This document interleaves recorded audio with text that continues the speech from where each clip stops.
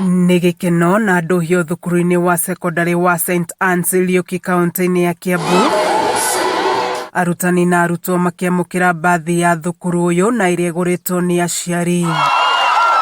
Mũrutani mũnene thukuru-inĩ ũyũ Edith Gĩtonga akiuga mbathi ĩno nĩ kũhũthia mĩthiĩre ya arutwo na arutani na njĩra nene. It's a very happy day for us. We are very happy. It's a joyful day because we have received our new school bus.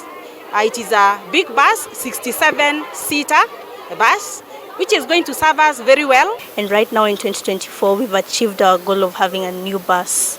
We literally have the newest bus in the whole of the county, and it has the newest number plate, so it feels really nice. Ona kuhana ũguo Gĩtonga nĩ acakaĩte thĩna mũnene umagũmĩire wa ũnyihu wa nyũmba ya kũrĩrwo nĩ arutwo kana dining hall, o ũndũ ũmwe na ya gũtabanĩria mĩcemanio, akiuga ĩrĩa marĩ nacio nĩ nini makĩria na maracũngĩrĩrio kũgayania arutwo hĩndĩ ĩrĩa mararĩa kana maracemania othe nĩguo maiganĩre. Right now we have a very small dining hall. This is a dining hall that was constructed to take about 600 students. And like I have said, we are now more than 1,200. When it comes to feeding, we normally feed in shifts. Actually, it has come to a time when even the masses, we normally have mass every day.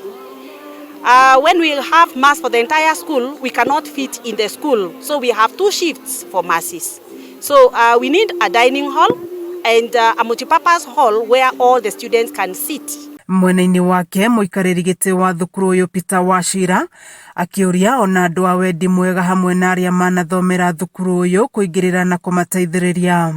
We also want to call the alumni to give back to the school and to support one of their own, Aris Nganga, who was a student here, so that we can have the dream and the reality of a multipurpose hall coming in. Kameme TV gĩthiĩ na mbere na gũkũguũrĩria marĩa maregariũra kaunti-inĩ ya Kiambu. Njĩtagwo Wanjikũ.